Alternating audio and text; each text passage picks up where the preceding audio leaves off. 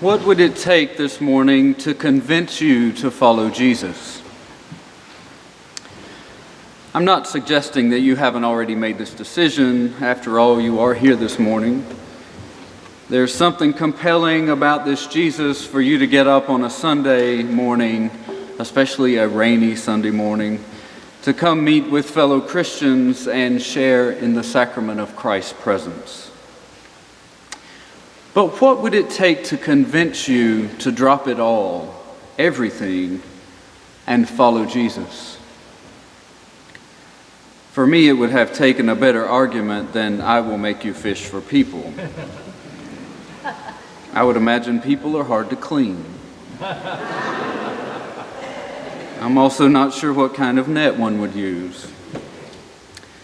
But Peter and Andrew, James and John, they leave it all when they follow Jesus.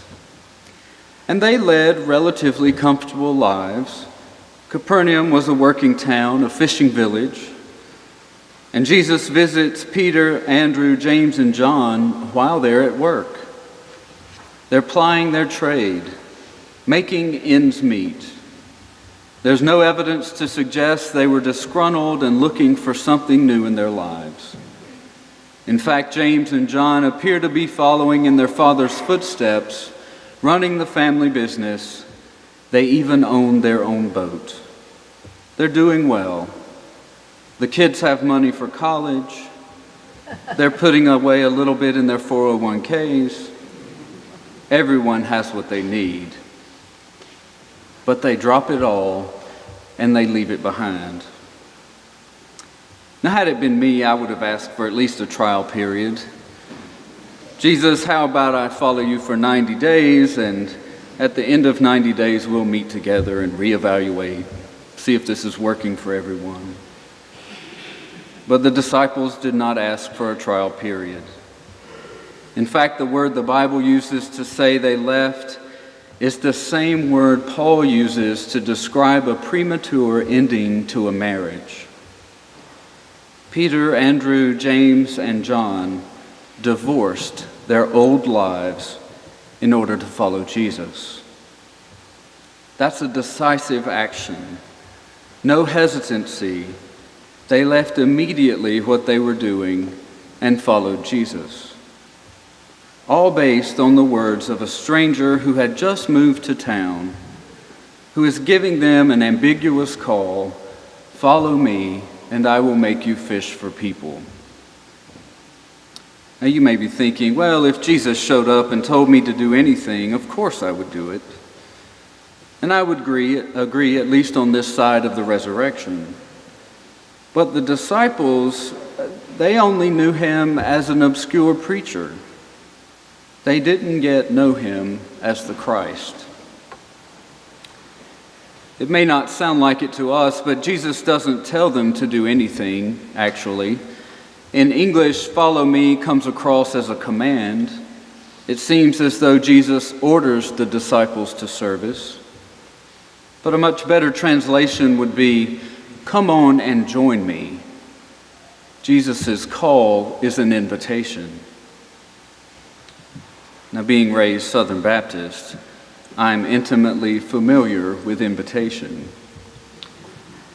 For those of you who have never been to a Baptist church, at the end of nearly all of the service, sometimes even funerals, there's what they call the invitation. It's basically a liturgical form, although they would never call it liturgy, but a liturgical form of what we read in the gospel. It's a time in which members of the congregation and visitors can make their decisions to be disciples of Christ. Now, conceptually, I have no issue with it. In fact, an invitation can be very intimate and moving, not unlike our invitation and participation in communion. In practice, though, sometimes it drags on forever, with the preacher pleading for people to come forward and make a decision, the choir singing every verse of "Just As I Am," sometimes twice, while half the congregation looks at their watches, hoping that this will end quickly enough so they can beat everyone else to the restaurant. But Jesus doesn't issue his invitation at the end of a synagogue service while the choir sings 14 verses of Just As I Am. He finds his disciples in the smelliness and toil of normal life, and he issues his call, his invitation to something more. When Jesus comes along, these men are trying to feed their families, trying to put kids through college, trying to ensure they preserve what little they have through their retirement. Whatever Jesus says to them, however, becomes more real than the calluses they have on their hands, the nets they are holding, or the hungry mouths at home. I remember answering the call to seminary. I believe it scared us all to death. I was sweating bullets when I resigned my position at the hospital. I loved what I did there and had no guarantee that this new endeavor would work out. My colleagues at seminary shared my anxiety. I remember being at one colleague's home for dinner. She was very frustrated with her lifestyle change. Having been a successful salesperson, she was having a little bit of difficulty reorienting her life and the life of her family to fit her calling. She said one evening in a very frustrated tone, "I hope the seminary realizes the opportunity cost along with the real cost. We are missing out on 3 years' contribution to our retirement." I thought it was funny too, but what I came to realize, though, was she was not really worried about her retirement. She was afraid that this calling would not work out and that she would not have anything on which to fall back. Fear is one of the hardest things to overcome when one considers following Christ. Will I be able to overcome the ridicule? Will this turn out to be a really futile and stupid decision on my part? Maybe I'm intrigued and want to follow, but I'm not sure how to follow Jesus. What all is involved? Maybe I fear intellectual ridicule or being lumped in with people with whom I do not agree socially or politically. My advice this morning, my invitation, if you will, is to keep listening.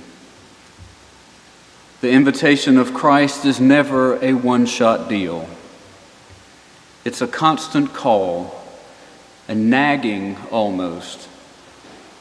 And you'll see this play out in the Gospel of Matthew over this next year.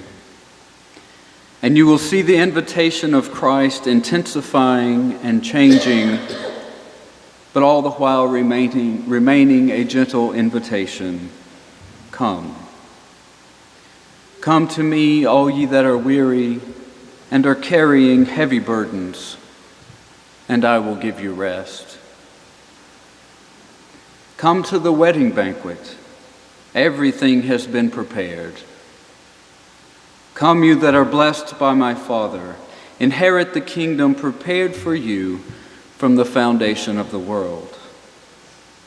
Come, see the place where he lay, for he is not here, he is risen.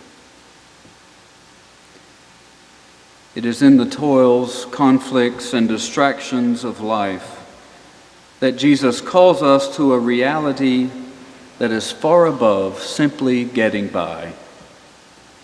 What Jesus offers is life, and that life is abundant. Do you hear the call?